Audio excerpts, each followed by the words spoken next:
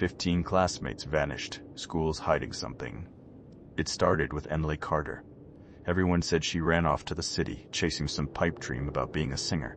Troubled kid, they said. No surprise, they said. But I knew Emily. We shared a smoke behind the bleachers sometimes. She wasn't running to anything. She was running from something. Then Liam. Good kid, star quarterback. Scholarship offers pouring in. Why would he just disappear a week before graduation? Gone. Poof. Just like Emily. The school started calling them unfortunate situations. Principal Thompson, with his oily smile and eyes that never quite met yours, kept reassuring everyone. Havenwood is a safe community. He'd drone at assemblies. These are isolated incidents. 15 kids gone in the last year. 15 isolated incidents. I tried talking to Mark about it. We'd been best friends since kindergarten, practically glued at the hip. Sarah, come on, he said, rolling his eyes. People leave. It happens. You're seeing patterns that aren't there. But I was seeing patterns. They were faint, like whispers in the dark. But they were there. David was next. David, my lab partner. Quiet, brilliant, always sketching strange geometric shapes in his notebook. He disappeared on a Tuesday. We were supposed to dissect a fetal pig on Wednesday. David's disappearance broke me. He wasn't just some statistic. He was David. He always smelled like sawdust and old books. He used to leave me origami cranes on my desk. That night, I couldn't sleep. I kept seeing David's face, the way he chewed on his lip when he was concentrating, the way he always made sure I got the better microscope. I went to school the next day, but I skipped all my classes. I started with David's locker. It was already cleared out, his name tag gone, like he never existed. I picked the lock with a bobby pin. I'd learned it from a movie. Inside, there was nothing but a crumpled piece of paper. It was one of David's drawings, a complex pattern of interlocking triangles and circles. In the center, he'd written a single word. Haven. Haven. Like Havenwood. I felt a chill crawl down my spine. This wasn't just about runaways. This was about something else, something dark. I showed the drawing to Mark. He still looked skeptical, but I could see a flicker of doubt in his eyes.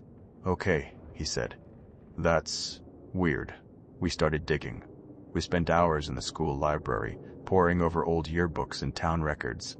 We talked to other students, trying to piece together any common threads between the missing kids. We found that most of them had participated in some school event or other. Emily had been in the drama club. Liam played football. David was on the science team. They were all involved. And they all seemed to vanish shortly after some major school event had happened. The school play, a football game, the science fair. It was Mrs. Abernathy, the history teacher, who gave us the first real clue. She was ancient, practically a relic herself. She'd been teaching at Havenwood High for over 40 years. I found her in her classroom after school, surrounded by stacks of dusty books. She looked tired, her face etched with wrinkles that seemed to tell 1,000 stories.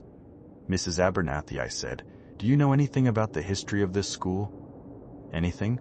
Unusual? She hesitated, her eyes darting around the room.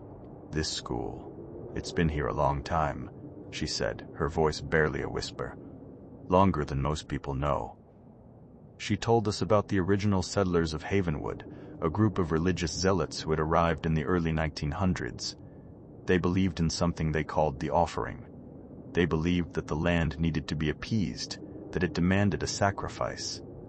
They built this school on what they considered sacred ground, Mrs. Abernathy said.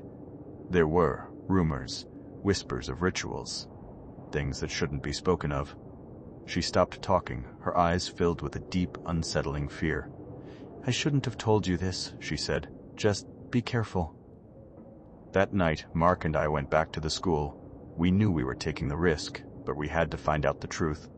We started in the oldest part of the building, the original section that had been built by the settlers. The air was thick with dust and the smell of mildew. We crept down the silent hallways, our hearts pounding in our chests. We found it behind the auditorium, hidden behind a loose panel in the wall.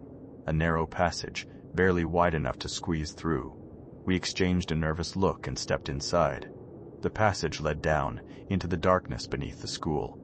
The air grew colder, the smell more musty. We fumbled for our flashlights, their beams cutting through the gloom. The passage opened into a large, circular room. The walls were made of rough-hewn stone, stained with something dark and sticky. In the center of the room, there was a stone altar, and on the altar, there were symbols. The same geometric shapes that David had been drawing in his notebook. We realized what they were. They weren't just random patterns. They were sigils, symbols of power. We were in a ritual chamber. We heard a noise behind us, a shuffling sound. We turned around, our flashlights dancing in the darkness. Principal Thompson stood in the doorway, his oily smile wider than ever. "You shouldn't be here," he said, his voice soft and menacing. "What is this place?" I demanded. "What are you doing?" He chuckled. "We are maintaining the balance," he said, "appeasing the land, ensuring the prosperity of Havenwood." "By sacrificing students?" Mark shouted. Thompson's smile didn't waver. "They are offerings," he said, "willing participants in a greater good." "Willing?" I said. "They were kids. They understood their purpose," Thompson said. "They embraced their destiny." He took a step forward, and I felt a surge of pure, primal fear. This wasn't just a cover-up. This was something much darker, much more twisted. "You can't stop us," Thompson said. "This has been going on for generations. It's part of Havenwood's heritage." He lunged at me. I screamed and ducked, scrambling away from the altar. Mark tackled Thompson, sending them both crashing to the ground. "Run!" Sarah Mark yelled. "Get out of here!" I didn't hesitate. I turned and fled, stumbling back through the passage, back into the darkness beneath the school. I didn't stop running until I reached the main building. I burst out of the school and into the night, gasping for breath. I ran to the police station, my heart pounding in my chest. I told Officer Reynolds everything, about the disappearances, about Mrs. Abernathy, about the ritual chamber beneath the school. He looked at me with a mixture of skepticism and concern. "Sarah, this is a serious accusation," he said. "Do you have any proof?" I told him about the symbols, about David's drawings. I told him about Mark, who was still trapped in the school. He finally agreed to investigate. He called for backup, and we returned to the school, sirens wailing in the night. We searched the school from top to bottom. We found the loose panel in the wall behind the auditorium. We squeezed through the passage, but the ritual chamber was gone. The stone walls, the altar, the symbols, everything had vanished. There was nothing but a blank, empty space. Thompson was gone too. Officer Reynolds looked at me, his face grim. "There's nothing here, Sarah," he said. "Are you sure about what you saw?" I knew what I had seen. I knew the truth. But I had no proof. Mark was still missing. The investigation stalled. Thompson was placed on administrative leave, but without any evidence, they couldn't charge him with anything. The official explanation was that I had imagined everything, that I was suffering from some kind of stress-induced hallucination. People started to avoid me. They whispered behind my back. They called me crazy. But I knew the truth. A few weeks later, I saw a new student walking down the hallway. He was quiet, nervous, clutching his books tightly to his chest. I saw Thompson approach him, his oily smile plastered on his face. He put his arm around the student's shoulder and led him away, down a different hallway. I knew where he was going. I wanted to scream, to warn the student, to stop Thompson. But I couldn't move. I was paralyzed by fear. As they disappeared around the corner, Thompson looked back at me. His eyes met mine, and he smiled. It wasn't a smile of triumph. It was a smile of understanding. He knew that I knew. And he knew that there was nothing I could do to stop him. Maybe it was my turn to be an offering. The knowledge I had gained had sealed my fate. The cycle continues.